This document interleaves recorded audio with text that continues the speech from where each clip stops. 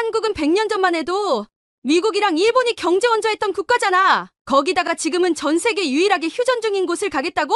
그런 최빈국이 언제 죽을지도 모르는 곳에 도대체 왜 가겠다는 건데? 아니, 한국은 밤늦게 거리를 한번 걸어보면 미칠 것 같아. 한국은 유토피아야. 한국은 한류의 파도로 전 세계를 휩쓸면서 세계 속의 작은 거인으로 인정받고 있습니다.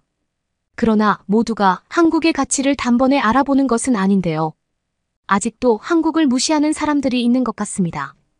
오늘 소개해드릴 사연은 여동생이 가난한 나라에 시집간다며 비웃었던 미국 여성의 사연인데요. 그리고 그녀가 생각했던 가난한 나라는 놀랍게도 한국이었다고 합니다. 그러나 그녀는 한국에 온 지 하루 만에 충격을 받았다고 하는데요. 과연 그녀에게는 무슨 일이 있었던 걸까요? 미국 여성의 사연입니다. 감동의 모든 것 애청자 여러분. 영상 시작 전 좋아요와 불우이웃을 위해 끝까지 시청 부탁드립니다.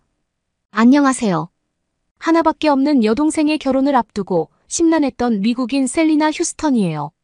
제가 심란할 수밖에 없었던 건 제 동생이 아직 철이 없다는 생각이 들었기 때문인데요. 매제가 될 사람이 미국 사람이 아니라 한국 사람이라는 소리를 들었을 땐 정말 거짓말이라고 생각했어요. 제 동생이 어릴 때부터 저에게 장난치는 걸 좋아했거든요. 그래서 언니를 놀라게 해줄 수 있는 방법을 제대로 알았다고 생각했어요. 제가 처음 한 말이 그래, 꼭 결혼해라였거든요. 여동생이 어느덧 성인이 되어 언니가 생각하지 못한 농담을 전하고 있다고 생각했어요. 눈치를 채셨는지 모르겠지만 저와 제 동생은 나이 차이가 꽤 있답니다. 9살 차이로 제가 기억하는 제 동생은 항상 어리고 순수하고 귀여웠어요. 그런 아이가 성장해 싱가포르 대학을 가겠다고 말했을 땐 정말 놀랐습니다. 공부를 꽤 잘했기 때문에 당연히 미국의 명문 대학에 진학할 거라고 생각했거든요. 그런데 아니더라고요. 하지만 왜 싱가포르로 유학을 가고 싶은지 그 이유를 너무 분명하게 말했기 때문에 이내 수긍할 수밖에 없었습니다. 우선 싱가포르 역시 영어를 사용하는 문화권이었어요. 아시아에서 경제적으로 발전한 국가 중 하나라며 치안도 걱정 없다고 말했기에 굳이 말릴 이유는 없었죠. 무엇보다 세계에 내로라 하는 많은 기업이 싱가포르에 진출했다는 것도 좋은 환경이 될 것 같았어요. 명문 대학을 가는 이유가 결국 좋은 직장과 맞물리기 때문입니다. 이런 이유들을 하나씩 이야기할 때도 전 충분히 수긍했어요. 이런 이유라면 꼭 미국이 아니더라도 경험을 쌓을 겸 유학을 가는 것도 좋다고 생각했죠. 거기에 마지막 이유를 덧붙이는데 전제 동생이 컸다는 걸 받아들일 수밖에 없었습니다. 미국에서 대학을 졸업하려면 4년이 넘는 시간이 필요했는데요. 싱가포르는 2년 정도면 대학 졸업이 가능하다고 하더라고요. 물론 그만큼 더 열심히 노력해야 가능한 이야기지만 그런 부분까지 세심하게 알아봤다는데 전 놀라고 말았습니다. 항상 제 등 뒤에 숨어 언니만 찾던 꼬맹이가 언제 이렇게 커서 스스로 자신의 인생을 개척하는지 정말 신기하게 느껴졌거든요. 그리고 정말 싱가포르로 유학을 떠난 후 2년이 조금 더 지나 취직했다는 소식을 전해줬을 때 기분은 지금도 정말 생생해요. 아직 결혼을 한 건 아니지만 제 딸아이가 취직했다는 소리를 전해준다고 해도 그때보다 더 행복하긴 어려울 것 같거든요. 아마 저처럼 나이 차이 나는 동생이 있으신 분들은 공감하실 것 같아요. 동생이 또 하나의 자식 같은 느낌이 드는 건 어쩔 수 없으니까요. 싱가포르 유학을 준비했던 계획대로 글로벌 기업에 취직해 빠르게 사회생활을 시작한 동생이 자랑스러웠습니다. 하지만 이내 회사 위치를 알게 되었고 걱정이 앞서기 시작했어요. 동생이 취직한 회사는 글로벌한 기업이긴 했지만 싱가포르나 미국이 아닌 한국에 있었기 때문입니다. 한국은 휴전 국가라고 알고 있었어요. 그리고 요즘 한국의 문화가 미국에서 인기 있다는 것도 알고 있었고요. 하지만 딱 거기까지라고 생각했어요. 그렇다고 배울 점이 있거나 경제력이 상당히 뛰어난 나라는 아니라고 생각했거든요. 한국이라는 이야기를 들었을 때 들었던 생각은 아직 제 동생이 어리긴 어리구나였습니다.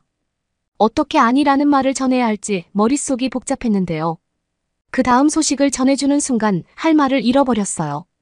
한국인 남자와 결혼한다는 정말 말도 안 되는 폭탄을 터뜨려버렸거든요. 전화통화로 부모님과 함께 듣고 있었는데 부모님 역시 놀라는 건 마찬가지였어요. 미국 사람이 아니라는데 1차적으로 놀라셨고 아직 나이가 어린데 결혼한다는 말에 정말이냐고 몇 번 되물으시더라고요. 저는 그게 중요하지 않았어요. 사랑하는 사람이 생기면 언제든 결혼은 할 수 있다고 생각하거든요. 나이가 중요하진 않았어요.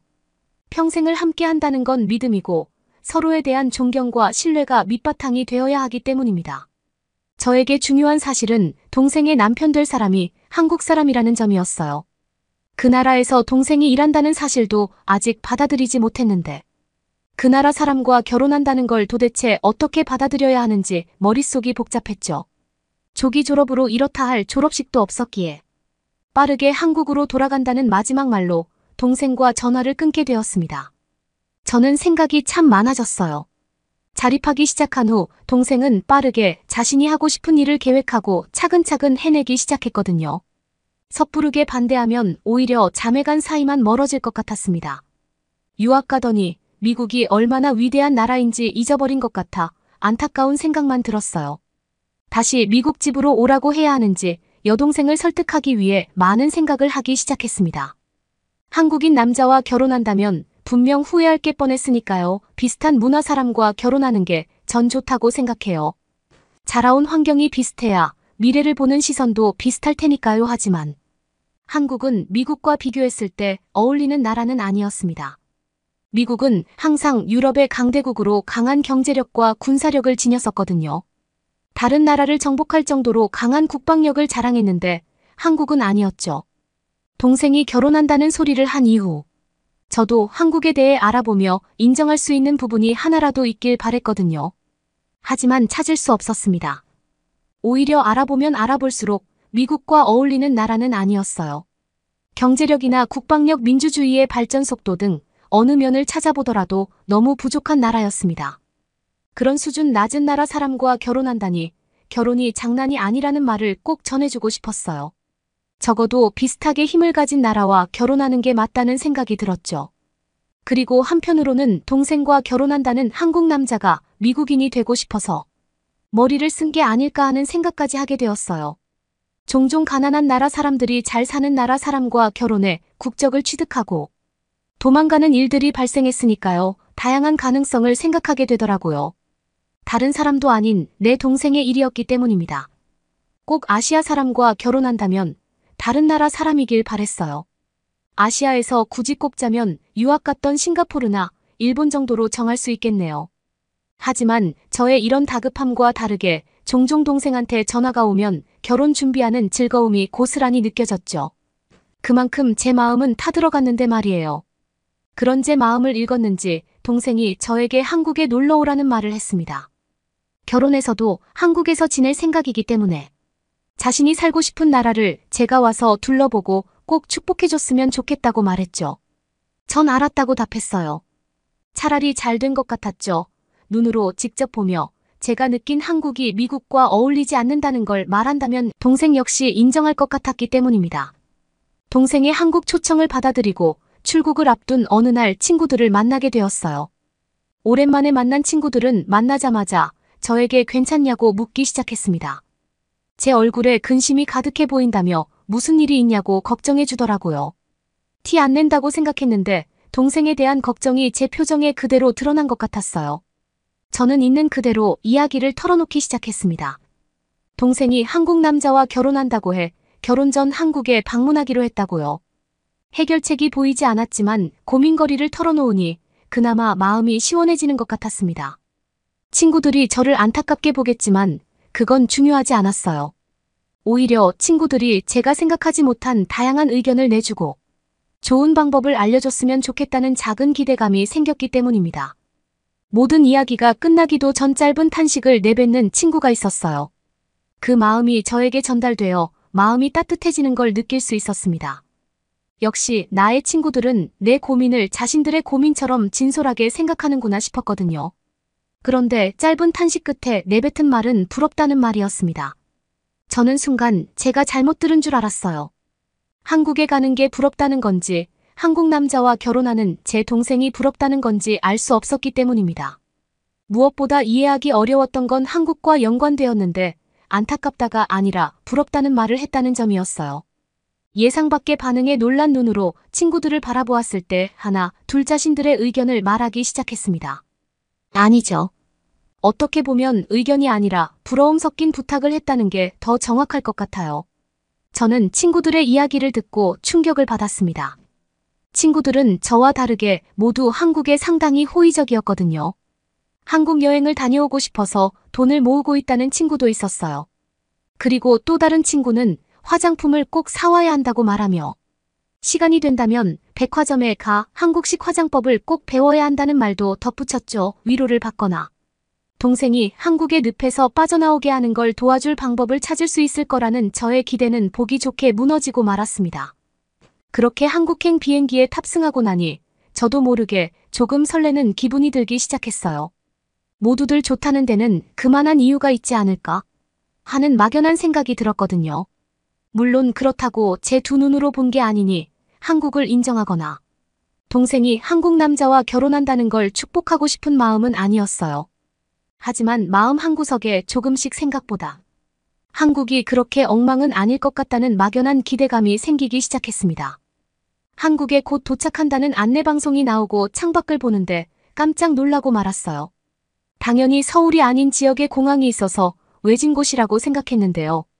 비행기 창밖으로 보이는 한국 땅의 불빛들은 상당히 반짝거리고 있었어요. 생각했던 것보다 많이 발달된 나라라는 걸 알 수 있었죠. 공항에 내리자마자 화장실로 빠르게 이동했어요. 비행기 안에서 화장실을 가고 싶었는데 오랜 비행시간 동안 잠이 들어 이용 시간을 놓쳤거든요. 착륙을 앞두고 안전벨트를 풀어가면서 이용하고 싶지 않아 참았더니 배가 아파왔어요. 빠르게 공항 화장실에 들어가면서 조금 민망한 생각이 들었습니다. 급하게 들어오다 보니까 화장실 앞에 요금을 받는 사람을 지나친 것 같았거든요. 문 앞에 누군가가 서 있었는데 한국 돈을 환전한 것도 아니어서 나갈 때 계산한다는 생각으로 불편하게 볼일을 보게 되었어요. 그리고 모든 볼일을 마치고 화장실 밖을 나갔더니 들어올 때 보았던 사람이 없더라고요. 주위를 두리번거렸더니 일행을 기다리는 듯 의자에 앉아있는 모습을 확인할 수 있었습니다. 그제야 다른 사람들이 화장실에 대한 비용을 지불할 필요 없이 모두 무료로 이용한다는 걸 알 수 있었어요. 화장실 안이 너무 깨끗해서 저는 당연히 꽤 비싼 비용을 지불해야 한다고 생각했는데요. 아니었습니다. 심지어 화장지도 제공되는데 무료라니 한국 여행이 기대되기 시작했어요. 왜 이런 부분에서 기대가 되었는지 궁금하신 분들도 있을 것 같은데요. 미국은 그 어디서도 깨끗한 화장실을 무료로 이용할 수 있는 곳이 없거든요. 물론 카페같이 돈을 내는 상업시설에 딸린 화장실은 예외일 수 있어요. 그런데 그건 어느 나라를 가도 마찬가지일 테니. 그런 점을 뺀다면 공공 화장실이 한국처럼 관리가 잘 되는 곳이 없거든요. 심지어 비데도 있었는데 무료라니 한국은 대체 얼마나 복지가 잘 되어 있는 나라인지 궁금하기 시작했습니다. 그렇게 동생을 만나 예비 매제와 함께 살 신혼집으로 이동하게 되었어요. 둘은 결혼 준비를 하기 위해 함께 지내고 있었거든요. 고층 아파트가 불빛이 들어와서 그런지 꼭 호텔같이 높고 멋있었어요. 아파트 단지에 있는 도로에는 산책하기 좋도록 나무도 상당히 많았고요. 차들이 다니지 않아 안전하다는 느낌을 받았습니다. 그렇게 엘리베이터를 타고 25층 동생 집에 도착했을 때 저는 상당히 놀라고 말았어요. 현관문을 열고 들어갔을 때 짧은 복도가 나오고 복도를 지나 거실을 마주했을 땐 밖에서 보았던 아파트의 불빛들이 한눈에 보이기 시작했거든요. 야경이 너무 예쁘게 느껴지면서 이렇게 아름다운 공간이 신혼집이라는 게 부럽기 시작했습니다. 호텔에서 숙박하는 걸 좋아해 미국에 있을 때 종종 호텔에서 하룻밤 지내기도 했었는데요. 제가 머물렀던 호텔들보다 훨씬 더 좋아 보이는 동생 신혼집에 감탄을 안 할 수가 없더라고요. 미국에서 이미 결혼한 친구들 신혼집을 가봤기에 더 비교가 되었던 것 같습니다. 미국에서는 정말 좁은 집에서 지내는 친구들이 많아요. 물론 능력이 있다면 넓은 집을 구할 수 있겠지만 같은 또래에게 그건 불가능에 가깝거든요. 그러니 그걸 해낸 제 동생이 자랑스러우면서도 부러운 건 어쩌면 당연한 것 같았습니다. 그렇게 동생 신혼집에 집을 풀어놓고 저녁을 먹기 위해 집 앞으로 나왔는데요. 유치원생으로 보이는 아이들이 뛰어다닐 정도로 안전한 한국의 밤거리가 정말 마음에 들었어요. 미국은 늦은 시간까지 영업하는 곳이 많이 없었고 늦은 시간이면 집 안에 있어야 한다는 생각이 너무 당연하거든요.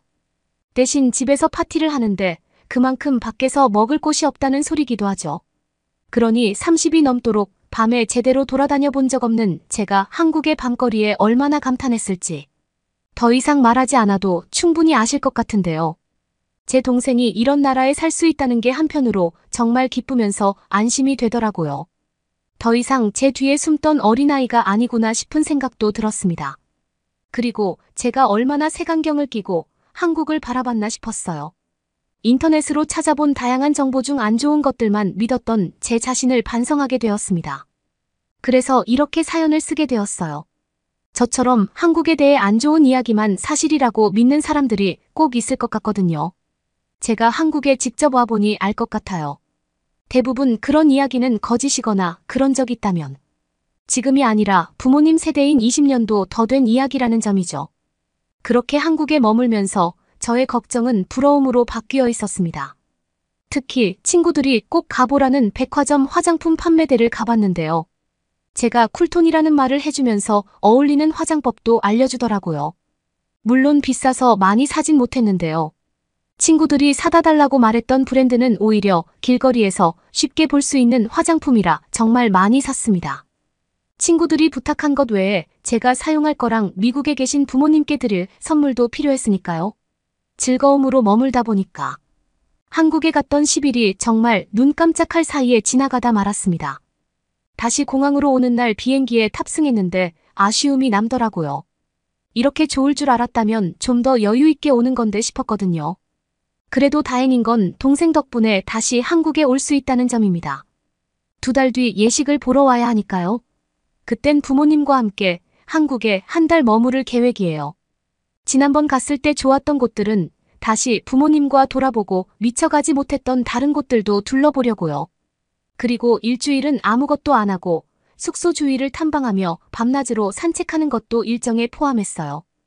혹은 밤에 산책해도 안전하고 야식으로 사 먹을 수 있는 식당들도 많이 있으니까요. 요즘 동생 결혼식을 앞두고 한국 여행 계획을 세우는데 너무 설레요. 빨리 동생 결혼식 날이 되었으면 좋겠습니다. 여러분은 이번 사연을 통해 어떤 것을 느끼셨나요? 한국에 대한 잘못된 인식을 갖고 있었던 미국 여성의 사연이었습니다. 한국은 과거의 가난을 벗어나 경제적으로 크게 성장한 지 오래입니다. 세계적인 문화 콘텐츠를 생산하는 나라기도 한데요.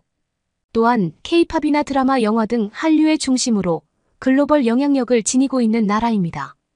여동생의 결정에 대한 잘못된 판단과 편견을 버리고 여동생이 새로운 삶에서 행복을 찾을 수 있도록 지지한 행동은 다행이라는 생각이 드는데요.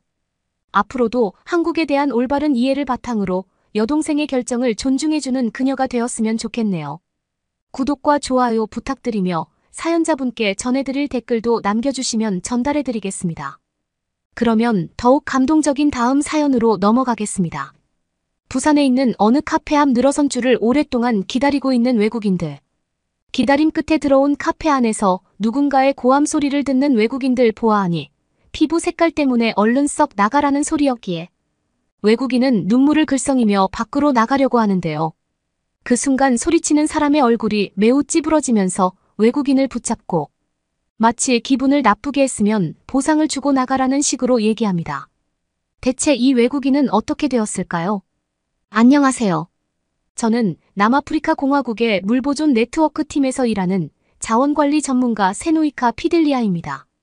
현재 남아프리카 공화국 내에는 심각한 가뭄이 도래하여 많은 아이들이 갈증에 허덕이고 있고 대부분 혼란에 빠져 있기에 저희 물보존 네트워크 팀에서는 적절한 해결책을 모색하고 있었던 중이었는데 지난 몇 년간 심각한 물 부족 국가로 고생하고 있었음에도 불구하고 현재는 물 자원이 매우 풍족해진 한국의 사례를 확인하면서 지속 가능하고 혁신적인 해결책을 찾기 위한 열쇠를 선진국인 한국에서 발견할 수 있지 않을까 하는 생각을 저희는 가질 수 있게 되었는데요.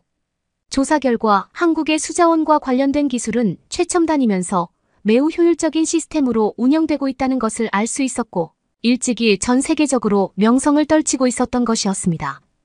저희 남아프리카 공화국에서는 한국이라는 나라를 처음 떠올리면 보통 물에 대한 생각보다는 그저 전쟁하고 있는 가난한 국가라는 생각이 지배적인데 아마도 한국에서 남아프리카 공화국을 떠올릴 때와 비슷할 것 같습니다. 남아프리카 공화국 하면 어떤 생각이 드시나요?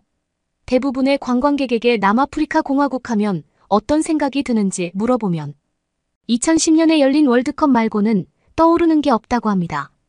저희 역시 한국을 떠올리면 후진국이나 전쟁 중인 가난한 국가라는 생각밖에 없는데 물자원에 대한 최첨단 시스템을 활용하고 있으면서 여러모로 기술까지 최신식으로 자리 잡고 있다는 것은 최근에야 가뭄 때문에 검색하다 보니 알게 된 한국의 아름다운 사실이었죠. 저는 우리 직원들에게 한국에 자리하고 있는 최첨단 기술이 적용된 이미지와 동영상을 자료로 보여주었는데 직원들은 절대 믿을 수 없다면서 눈을 비비적거리고 결국에 직접 구글에다 검색하기 시작했는데요. 왜냐하면 합성한 사진이나 동영상을 제가 보여주었다고 믿었기 때문이었죠. 그러나 한국은 정말 소문대로 뛰어난 선진국이 분명했고 동료들은 보이는 부분만 이런 것이 아니냐는 자그마한 의문을 마침내 가지게 되었습니다.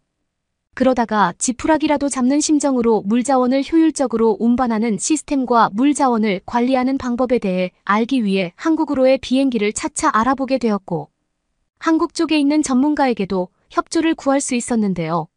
제일 어려웠던 부분은 바로 공항까지 향하는 길이었습니다. 남아프리카 공화국의 교통은 그렇게 좋지 않았기 때문에 대충 5시간에서 6시간 이상을 똑바로 일직선으로 차 타고 간다고 해도 공항에 도착하기란 여간 쉬운 일이 아니었습니다. 그러나 한국의 수자원 관리 시스템은 다른 국제적 사례와 달리 너무나도 빠르게 성장하는 효율적 움직임을 보여주었기에 저희는 어떻게 해서든지 한국 공항으로 이동해야겠다는 생각을 가질 수 있었습니다. 솔직히 직접 눈으로 보고 배우는 것보다 나은 것이 없을 것 같다는 생각 때문이었죠. 한국의 전문가께서는 국제수자원 관리 컨퍼런스에 저희를 초청해 주셨는데요. 저희는 드디어 완벽한 학습의 장이 우리에게 운 좋게 주어졌다고 생각했고 다가온 기회를 무조건 낚아채야겠다는 생각을 가질 수 있었답니다. 공항으로 향하면서 저희는 남아프리카 공화국에서 현재 앓고 있는 물 부족 문제에 대한 지속가능한 해결책을 꼭 한국에서 가져와야겠다는 생각을 하며 결의를 다졌답니다. 분명히 유례없는 속도로 경제성장을 이룩한 한국은 물자원이 거의 없는데도 불구하고 인적자원 하나만으로 인류 최대의 선진국이 되었으면서 물 부족 문제도 해결했기 때문에 저희 남아프리카 공화국이 가지고 있는 골치 아픈 문제를 해결해 줄 수 있는 열쇠를 가지고 있는 것이 틀림없었습니다. 저희는 모두 고개를 끄덕이며 한국이 가지고 있는 물의 열쇠를 당장에 뺏어오자고 했고요. 한국처럼 잘 사는 나라는 당연하게도 우리 아프리카에 있는 가난한 흑인들에게 자비를 베풀어 줄 것이라며 입을 모아 얘기했습니다. 그렇게 인천공항에 도착했을 때 저희는 처음에 한국인을 보며 부끄러워했습니다. 왜냐하면 여러모로 저희의 모습은 촌스러운 패션이 분명했고 한국인들보다 한눈에도 왜소한 키와 자그마한 체구를 가지고 있었기 때문이었습니다. 저희들은 진정 한국이라는 나라가 동양의 국가가 맞는지 어쩌면 미국 쪽으로 비행기를 탄 것이 아닐까 하고 의문을 가져야 했답니다. 한국인들은 다들 키가 크고 풍채가 화려했으며 이해되지 않는 깔끔한 외관을 가지고 있었어요.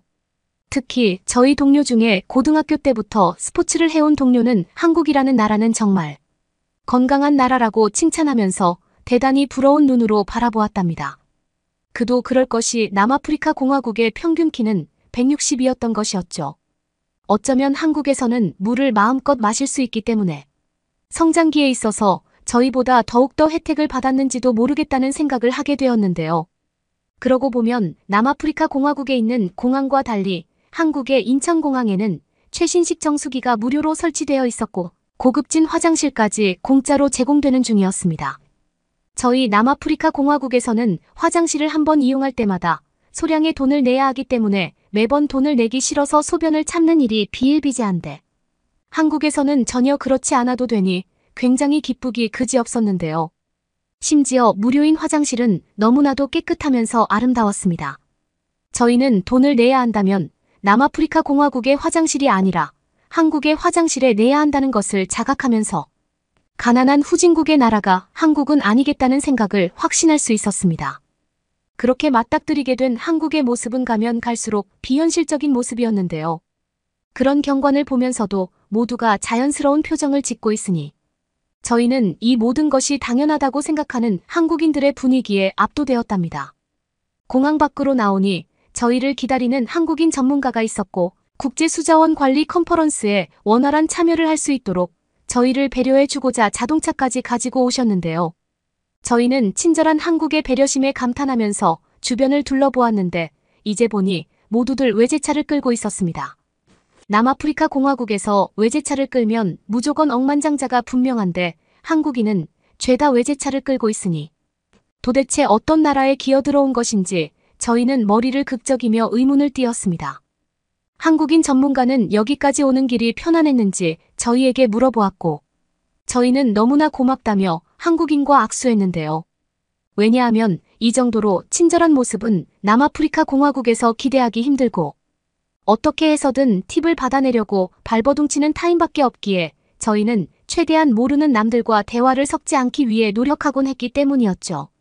그러나 한국인 전문가께서는 아무런 사리사욕 없이 저희에게 얼마나 편한 비행을 했는지 물어보았고 남에게 관심을 갖고 질문하는 문화는 한국에 만연하다고 얘기하는 한국 전문가의 말에 저희는 마음 편히 이동하면서 고개를 끄덕였답니다. 국제수자원 회의가 열리는 곳은 부산이었습니다. 저희는 먼저 서울역으로 향했고 KTX를 타게 되었는데요. 처음에는 부산까지 5시간이 걸린다는 얘기를 듣고 언제 도착해야 하나 싶었는데 그것은 차를 이용했을 때 걸리는 시간이었고 KTX를 타고 나니 빛보다 빠른 속도로 부산에 도착할 수 있었답니다. 저희는 이 정도 속도라면 남아프리카 공화국까지도 1분 만에 갈 수 있을 것 같다는 생각을 할 수 있었고 수자원관리센터의 전문가분께서는 저희의 기차표까지 모두 계산해 주시면서 이 정도는 한국에서 껌값이라고 얘기해 주었고 모든 금액이 정부의 지원금으로 지급되고 있으니 자신에게 고마워할 것 없다고 얘기해 주었습니다. 저희는 놀랄 만큼 후한 한국의 배려심을 보고 깊은 감동을 받았는데요. 부산에 도착했을 때 저희가 다시 타게 된 자동차는 현대자동차였고 남아프리카 공화국에서 종종 보이는 부자의 상징인 외제차였기에 저희는 너무나 놀라 눈이 휘둥그레졌고 정말 이처럼 좋은 차들이 시도 때도 없이 보이는 바깥을 보면서 분명히 선진국에 들어왔다는 생각을 가질 수 있었습니다. 저희는 대접받는 기분으로 수자원관리센터까지 향할 수 있었고 회의가 열리기 직전까지 꽤 긴 시간 동안 휴대폰만 들여다보게 되었는데요. 회의장 앞에서 기다리던 저희는 가까운 카페에라도 들를까 싶었는데 한국의 물가는 남아프리카 공화국보다 훨씬 비싼 선진국의 그것이었기 때문에 저희는 꼭 참으려고 했지만 한국인 직원분께서는 뭐 필요한 게 없냐고 물어보셨기에 저희는 근처에 있는 카페에 좀 가보고 싶긴 하다고 얘기했습니다. 한국인 직원분께서는 고개를 끄덕이며 카드를 주셨는데요. 법인카드이기 때문에 영수증만 가져온다면 아무런 문제가 없다고 얘기하는 바람에 저희는 너무나도 후한 한국의 인심에 다시금 감탄을 하며 기립박수를 칠 뻔했답니다. 저희는 줄을 서서 기다리고 있는 한국의 카페로 향했고 문득 질서 정연한 모습을 지키고 있는 시민의식을 보면서 질서가 전혀 없는 남아프리카 공화국을 떠올리며 부끄러워해야 했는데요. 왜냐하면 저희는 당연하게도 새치기를 하려고 했기 때문이었습니다. 하지만 사람들이 가지고 있는 여유로운 분위기에 휘말려 저희 역시 질서를 지키게 되었던 것이었죠. 저희는 이런 한국의 훌륭한 시민의식이 도대체 어디서 창출되었는지 이해할 수 없었고 기나긴 기다림 끝에 맞이한 카페 내부에서 건네받은 음료 속에 들어있는 굉장히 많은 물의 양에 저희는 눈이 휘둥그레져야 했습니다. 물 부족 국가인 저희 남아프리카 공화국에서는 카페에서 음료를 주문해도 한국에서 보이곤 하는 음료의 반의 반도 나오지 않기 때문이었어요. 그 순간 카페에 앉아있던 웬 한국인이 갑자기 분노에 찬 채 저희를 보고 고래고래 뭐라고 소리치는 게 아니겠습니까? 저희는 딱 봐도 욕을 하는 모양새에 남아프리카 공화국에서 종종 보이던 인종차별이 분명하다고 생각했습니다. 한마디로 어째서 카페 안에 흑인들이 있는지 이해할 수 없다는 것이었죠. 이런 인종차별은 흑인으로서 어딜 가나 당하는 것이었기에 저희는 크게 개의치 않고 카페를 어서 나오려고 했는데요. 갑자기 소리치는 한국인분이 다짜고짜 저희에게 다가오는 게 아니겠습니까? 더 이상 밖으로 나가지 못하도록 저희의 손을 잡아채고 마치 피해 보상을 요구하는 눈빛으로 저희를 째려보았는데요. 저희 동료 중 한 명은 너무나 당황하여 가지고 있는 음료를 손에서 놓쳐버렸고 바닥에서 음료가 나둥그러지는 소리를 들어야 했습니다. 그런데 플라스틱 컵이었기 때문에 다행히도 깨지지 않았고 저희는 찡그려진 한국인의 얼굴을 보면서 뭔가 가늠하는 느낌을 눈치챌 수 있었습니다. 그제야 한국인께서는 뭐라 얘기를 하셨는데 천천히 듣고 보니 대충 이런 내용이었습니다. 남아프리카 공화국에서 온 자원관리센터 직원들이 맞느냐는 것이었어요. 알고 보니 이 한국인은 국제 컨퍼런스 회의의 관계자였고 저희가 오기만을 목이 빠져라 기다렸다는 것이었습니다. 왜냐하면 남아프리카 공화국에 있는 심각한 문제에 대해서 자신이 전담으로 조사했기 때문에 회의가 열리기 전에 효과적인 해결책을 저희에게 말해주어 거기에 대한 문제점을 우리에게서 듣고 회의 중에 안건으로 얘기하여 발전적인 사고의 장을 마련하려는 생각을 가지고 있었기 때문이었다는데요. 저희는 너무나 당황스러운 나머지 고개를 연신 끄덕이며 한국인분에게 남아프리카 공화국에서 날아온 사람들이 저희가 맞다고 했고 한국인은 그대로 카페 음료를 테이크아웃으로 바꾸자고 하며 저희를 따라오게 시켰습니다. 그렇게 회의가 이루어지기 직전에 남아프리카 공화국이 가진 가뭄에 대한 해결책을 여럿 알게 되었고 거기에 대한 피드백을 해주면서 회의에 참가하고 나서도 적극적인 교류와 질문을 할 수 있었습니다. 결과적으로 한국인 분이 사전에 준비한 자료를 저희에게 보여준 덕분에 저희는 더욱더 효과적인 컨퍼런스 회의를 진행할 수 있었고 어떻게 해야 남아프리카 공화국이 가진 문제를 더욱 효율적으로 관리하고 사람들을 도와줄 수 있는지에 대해 올바른 해결 방안을 강구하게 되었습니다. 확실히 이런 해결책을 남아프리카 공화국에 가져가면 저희가 앓고 있는 깊은 문제를 금방 해결할 수 있을 거라는 확신을 가질 수 있었고 저희는 수자원센터장인 한국인에게 깊은 감사의 표시를 했습니다. 한국인 직원분은 별거 아니라면서 흐뭇한 미소를 지어주셨고 저희는 회의가 끝마쳐지고 한국인들에게 도대체 뭘 먹고 자랐길래 그렇게 다들 체격이 크고 풍채가 우람하냐고 물어보았는데 한국인은 믿기지 않게 미소를 지으며 입술을 양쪽으로 벌렸습니다. 자세히 보니 김치라는 말을 하고 있었어요. 저희는 그 말을 듣고 주변의 한식당을 찾아 김치를 맛보게 되었는데 너무나도 매콤하고 맛있는 맛에 어떻게 이런 맛을 낼 수 있었는지 이해할 수 없었고 남아프리카 공화국에서는 한 번도 맛볼 수 없었던 환상적인 음식이라는 생각에 이 음식을 남아프리카 공화국에도 배급하기 시작한다면 우리 역시 키가 큰 나라가 될 수 있을 거라는 생각을 가질 수 있었답니다.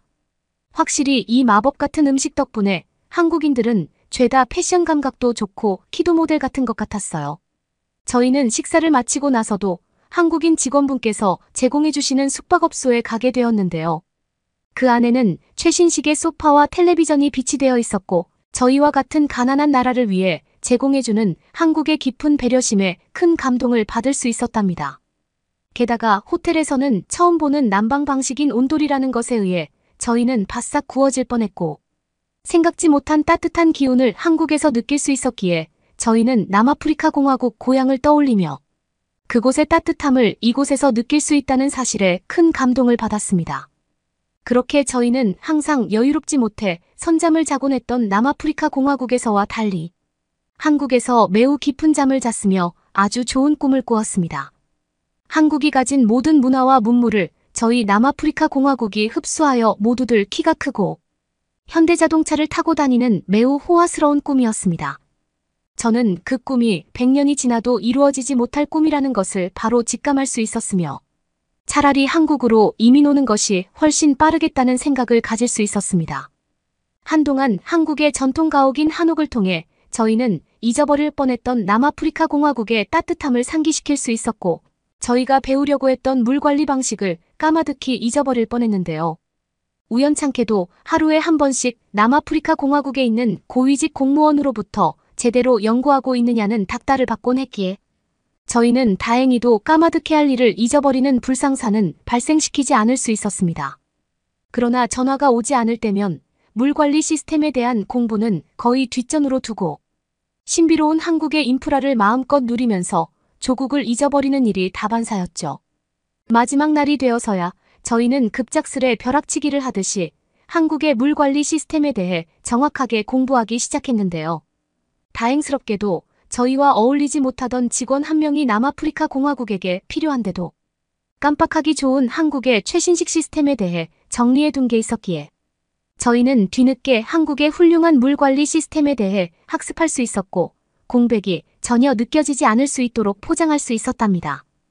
어쨌든 간에 저희는 생각지도 못했던 선진국 한국을 통해서 지금까지 저희를 괴롭혀 온 물에 대한 각종 고난과 난관을 해결할 수 있는 해결책에 대한 기틀을 마련할 수 있었고, 이제는 매우 기쁜 마음으로 남아프리카 공화국에 돌아온 지 4일째가 되었는데, 벌써 한국의 김치가 그리우면서 현대자동차의 승차감이 새록새록 떠오르고 있답니다.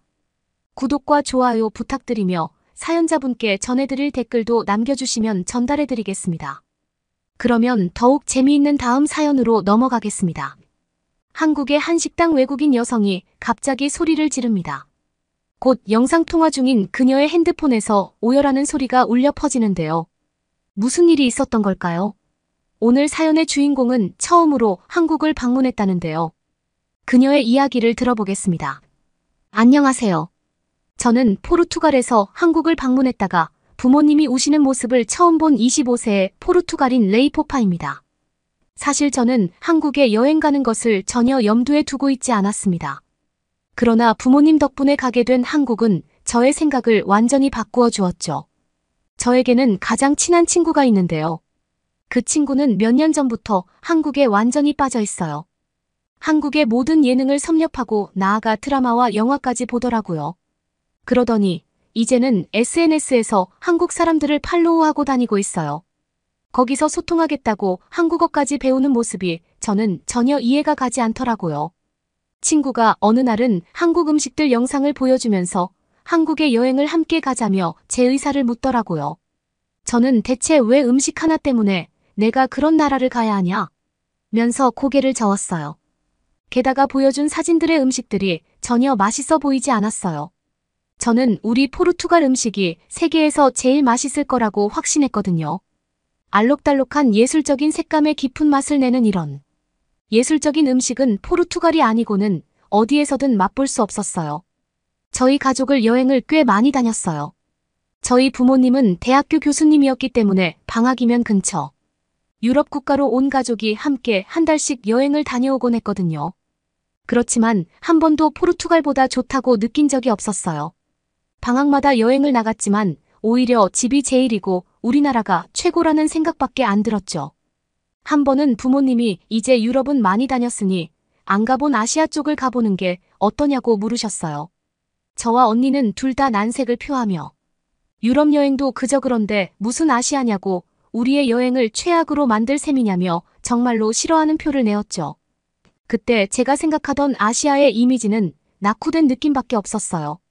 이런 제 생각을 알게 된 친구는 결국 설득을 실패하고 혼자 한국을 다녀왔죠. 그리고 한국을 다녀온 친구는 한국 여행이 너무 환상적이었다며 목에 핏대를 세웠어요.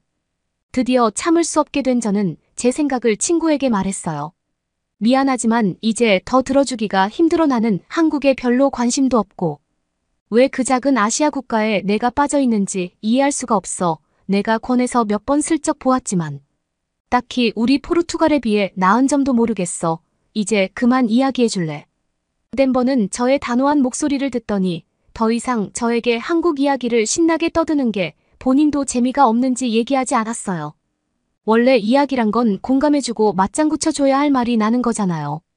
저는 잠시 시무룩해진 덴버에게 미안했지만 드디어 한국 이야기를 벗어나 친구와 수다를 떨 수 있게 되었다고 다행이라고 생각했죠. 그러던 어느 날이었어요. 저희 엄마가 몸이 불편하여 병원을 다녀오셨는데 입원을 해야 한다고 하시더라고요. 그리고 곧 큰 병이라는 것을 알게 되었습니다. 아버지는 어머니를 간호하기 위해 일을 쉬시고 계속 옆에서 간병하셨어요. 아직 50대 초반인 두 분에게는 너무도 가혹한 일이었죠. 아직도 건강하시고 정정하시다고만 생각했는데 예상치 못한 이른 나이에 병원 신세를 지게 되신 거예요. 저는 언니와 둘이서 부둥켜 안고 3일을 울었던 것 같아요. 그러나 부모님은 절대 저희 앞에서 슬픈 모습을 보이지 않으셨죠. 괜찮다며 계속 희망적인 이야기를 하며 저희가 걱정하지 않도록 하려고 하셨어요.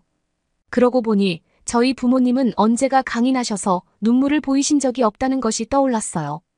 가족끼리 배낭여행을 하면서 길도 잃고 돈을 몽땅 도난당하고 다치기도 했었지만 늘 잘 해결될 거라며 저희를 토닥이며 이끌고 가셨지요. 그런 부모님 모습에 저 또한 씩씩하게 지내기로 마음먹었습니다. 대학원 생활을 하면서도 시간이 날 때마다 엄마를 찾아뵈었어요. 어느 날 아버지를 집으로 쉬도록 보내드리고 엄마 곁에서 자는 날이었어요. 엄마는 우리가 아시아 여행을 못 가본 게 너무 아쉽다고 말씀하시더라고요. 그 말을 듣고 저는 아픈 사람이 무슨 여행 타령이냐고 엄마 몸부터 챙기라고 말씀드렸어요. 그러나 엄마는 제 말에도 그만두지 않고 계속해서 말을 이어나갔어요. 엄마가 어렸을 때 부모님과 함께 한국에서 잠깐 살았던 적이 있어. 그때 한국에서 먹었던 음식이 아직도 생각나. 포르투갈에서는 어떤 식당을 가도 그 맛을 다시 느낄 수가 없어서 너무 그립더라고. 엄마의 기운 빠진 목소리에 저는 속으로 울음을 삼켰습니다. 엄마 다 나으면 내가 꼭 한국에 모시고 갈게요. 그러니 얼른 나아요. 그 대화 이후로 엄마가 유튜브로 한국 음식을 보고 있다는 것을 알았어요. 병원에서는 할 수 있는 일이 별로 없으니 엄마는 유튜브로 이것저것을 보시더라고요. 어느 날 엄마의 폰을 함께 보았는데 알고리즘에 한국 음식만 가득 차 있을 정도였어요. 엄마가 병원에서 퇴원하고 집에 잠시 돌아오셨던 기간에 우리는 한 식당을 찾아가기 시작했어요. 그리고 저는 역시나 포르투갈 음식만한 게 없다고 속으로 투덜거렸죠. 엄마의 표정을 보니 엄마도 그리 밝지 않았어요. 식당을 나와 조심스레 물어보니 엄마가 한국에서 먹던 맛이 아니라고 하더라고요. 원래 한국 음식은 정말로 맛있다고요. 저도 덴버의 득달 같은 요구에 포르투갈에 있는 한국 음식점을 여러 곳 가본 적이 있었어요. 그럼에도 제가 한식이 별로라고 생각했던 것은 그저 그랬기 때문이죠. 너무 짜거나 맵거나 했어요. 덴버는 그럼에도 한국 음식을 맛보았다는데 만족하더라고요. 제가 엄마의 이야기를 듣고 어느 날 덴버에게 엄마가 한식을 너무 먹고 싶어 하는데 가는 곳마다 별로라고 하자 덴버는 목소리 높여 말하더라고요. 레이포파야, 한국 음식은 한국에 가서 먹는 게 제대로야. 내가 한국을 3번 다녀오면서 느낀 점은 포르투갈에 있는 한국 식당은 진정한 한국의 맛을 잘 내는 곳이 없다는 거야. 이번 여행은 너도 함께 한국으로 가는 게 어때? 어머님이 그렇게 먹고 싶다던 한국 음식이 어떤 맛인지 너도 가서 느껴봐. 그리고 영상으로라도 보여드리자. 저는 그렇게 한국으로 가게 되었어요. 덴버는 한국으로 출발하면서부터 흥분해서 저에게 영상들을 추천해 주었어요. 그렇게 한국으로 가는 비행기 안에서 저는 한국 예능에 나오는 한국 음식들을 이것저것 보게 되었지요. 예능에서는 어찌나 연출을 잘하는지 모든 음식이 맛있어 보이더라고요. 심지어 유럽 같은 곳으로 와서 유명 셰프가 음식을 해주는 프로그램에서는 아시아를 잘 모르는 사람들조차 너무 맛있다고 감탄하더라고요. 그것을 보고는 저는 너무 과장이 심하다며 눈살을 찌푸리게 되더라고요. 아빠는 기차만 타도 유럽 여기저기를 저렴하게 여행할 수 있는데 그 비싼 비행기를 타고 먼 나라까지 가서 음식을 싸온다니 잔소리를 하셨습니다. 게다가 엄마가 원하는 건 한국에서만 맛볼 수 있는 신선한 해산물이었는데 그건 싸우기도 힘든 거였거든요. 그렇지만 엄마는 아시아 여행은 정말 좋을 거라며 너는 건강할 때 안 가본 애도 많이 가보라고 응원해 주셨죠. 엄마는 안 먹어도 되니 너라도 그 맛을 충분히 느끼고 오라면서요. 저는 한국에 가서 사진과 영상으로 많이 보여드리기로 했어요. 덴버는 저에게 진정한 한국의 맛을 보여주겠다며 맛집 리스트를 찾아가기 시작했어요. 저는 식당에 도착하자 너무 목이 말라서 생수를 주문했어요. 그리고 얼마냐고 묻자 점원이 웃으며 물은 무료라고 하더라고요. 제가 이렇게 깨끗한 물을 공짜로 준다는 것에 무척 충격 먹은 듯 앉아있으니 덴버는 깔깔 웃더라고요. 포르투갈에서는 물을 먹으려면 사 먹어야 하는 경우가 많습니다. 만약 돈을 지불하지 않으려면 석회질이 많은 수돗물을 떠달라고 해야죠. 물을 마시고 덴버가 추천한 메뉴를 주문했어요. 저는 식당에서 나는 냄새에서부터 이미 거부감이 느껴졌어요. 유럽 국가들과는 전혀 다른 냄새였어요. 어쩜 이렇게 맵고 마늘 냄새 같은 것이 많이 나는지 정말 맛집인지 의아하더라고요. 다만 안심하고 기다리기로 한 건 다른 외국인 관광객들이 많이 먹고 있는 모습을 보고 나서였어요. 그들은 저 빨갛고 지저분해 보이는 음식을 흡입하듯 맛있게 빠져서 먹고 있더라고요.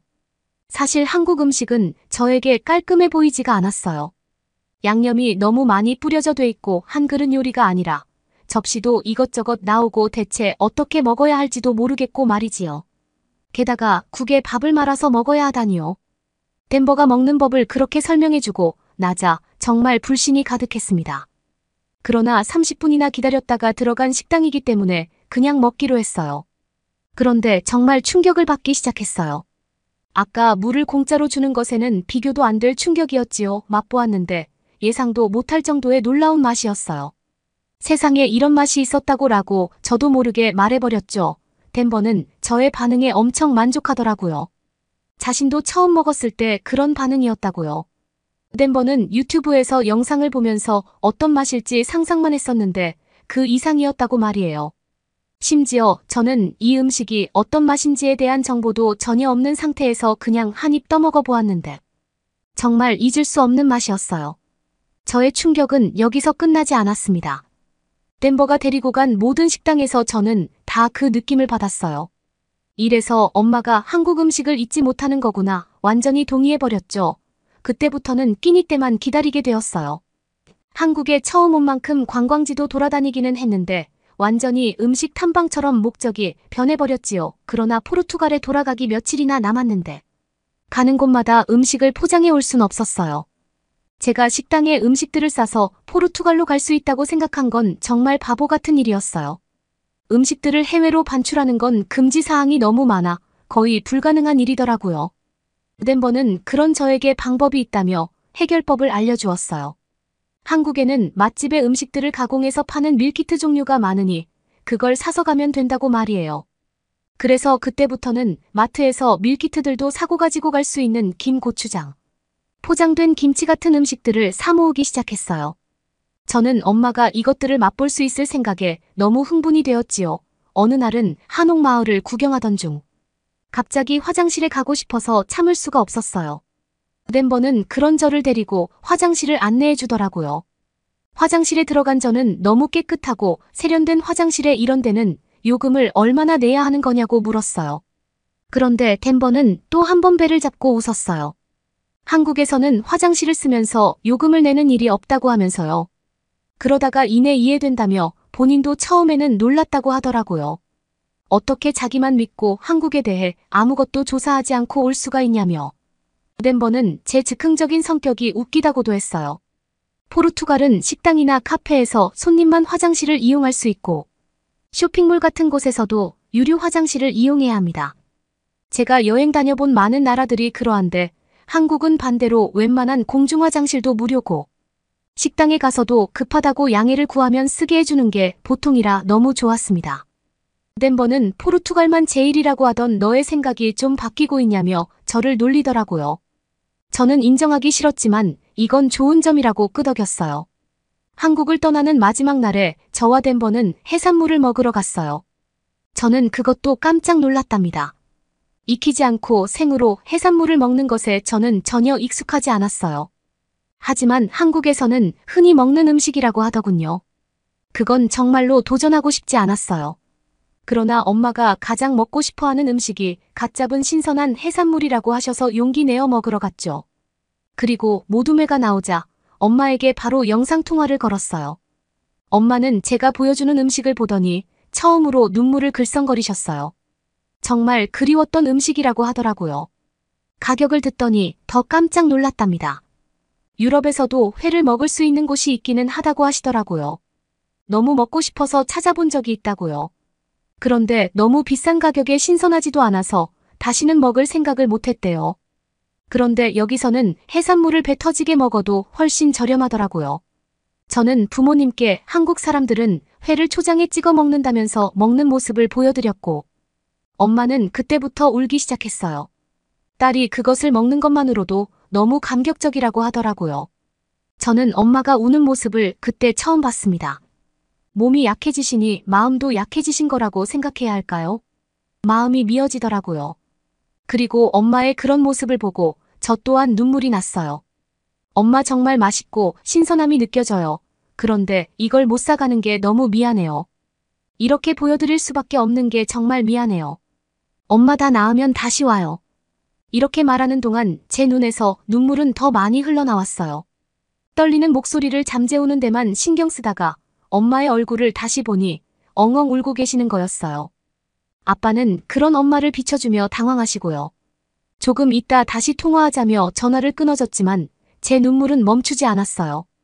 아니 오히려 부모님이 안 들으시니 소리까지 내며 울었죠. 저의 우는 모습을 보던 사장님은 다가와서 사연을 물으셨어요.